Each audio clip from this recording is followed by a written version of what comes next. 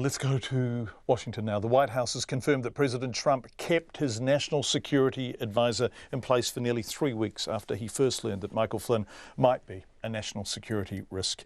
The resignation was announced yesterday after General Flynn was accused of lying to Vice President Mike Pence and others about the nature of his conversations with Russia's ambassador to the US.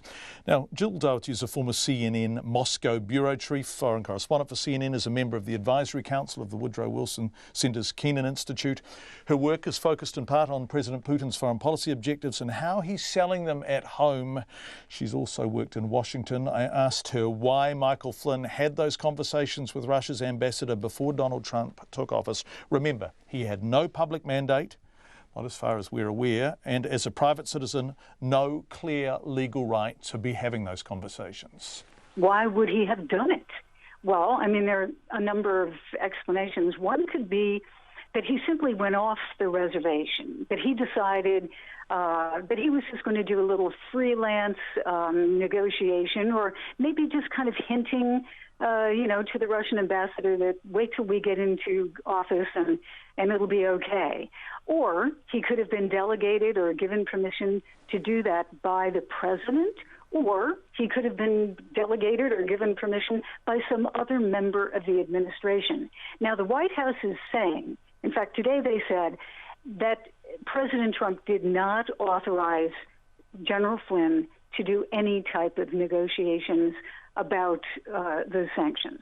So if that is correct, then it brings you back to, I guess, the other two explanations, but it's still very unclear.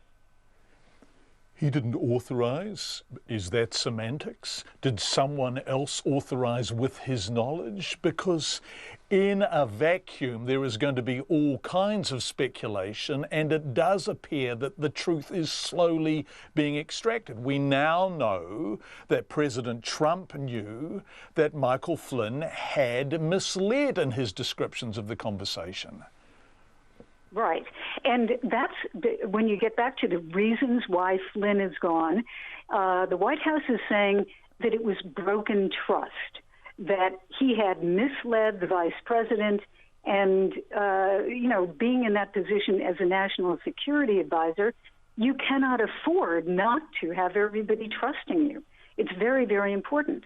But then why didn't the vice president, apparently until just a few days ago, know about that?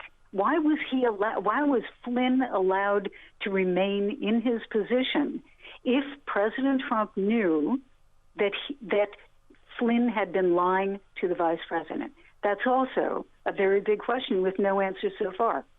Jill, how long have you been covering the US and its foreign policy and its relations with the world? Oh, wow. Well, let's see. I think I would go back probably to the White House in 1991 when I started at the White House. Okay. And then, of course, I went to Russia and I went to Hong Kong. But essentially, 91. Have you ever seen anything remotely like this before? No. I mean, I don't think anybody has, because even on the simplest basis, you have a president who defies, definition of how an administration is run. I mean, he ran to shake things up. And if you just say, okay, shaking things up, he has done that. He has definitely shaken things up. But we've never had an administration that came in without at least some rudimentary type of structure. I mean, I would look at the National Security Council, the NSC itself. That is what Flynn was the head of, or, was the chairman of, you could say. Flynn was holding an extremely important position, which was to be the honest broker and to gather information, advice, and points about foreign policy and defense policy and present them to the president from the NSC. And, of course, the members of the NSC include the State Department, the Defense Department, the CIA, et cetera. And here you have a president who not only had a man in office who I would have to say many people considered unqualified to do that, both temperamentally and background, and then also has restructured the NSC to demote. This is perhaps a little too much detail, but he has restructured the NSC to demote the DNI, Director of National Intelligence, and also the chairman of the Joint Chiefs of Staff. They are no longer expected to go to every principals meeting. And what he's done is he's taken his political advisor, Steve Bannon, and put him in that principals position in that principals meeting. That's pretty revolutionary. So I think it's a very serious issue now that in a very confusing, complex, and dangerous world, you don't really have a functioning NSC. Extraordinary. There was a lot of detail, but I was hanging on every word because it is so bizarre and so unprecedented, and it is either full of hubris or some kind of maverick sense of entitlement, we can reinvent the wheel, or just bewilderment over how one is meant to behave. And of course the other subtext here is Russia and all those accusations and inferences and stories about Donald Trump being compromised in some way, his close relationship with Putin. How close is it? Is he prone to some form of blackmail? Suddenly, because Trump had kind of batted that aside, it's all back again, isn't it?